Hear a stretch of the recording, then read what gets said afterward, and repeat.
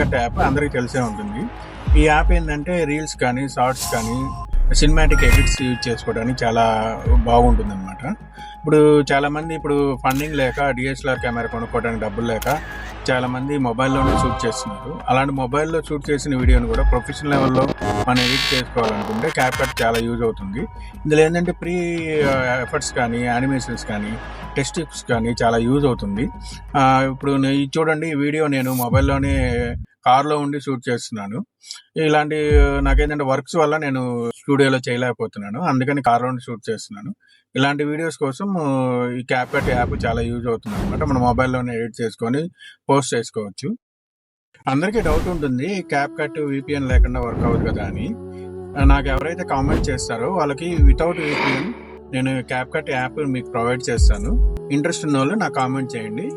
ఆ కామెంట్ చేసిన ప్రతి ఒక్కరికి నేను కంపల్సరీ క్యాప్కట్ వితౌట్ విపిఎన్ నేను ప్రొవైడ్ చేస్తాను. అలాగే నా ఛానల్ని కంపల్సరీగా ఫాలో చేసిన వాళ్ళకి నేను ఈ సాఫ్ట్వేర్ అనేది ప్రొవైడ్ చేస్తాను. ఇలాంటి టెక్ వీడియోస్ కోసం నా ఛానల్ని ఫాలో చేయండి.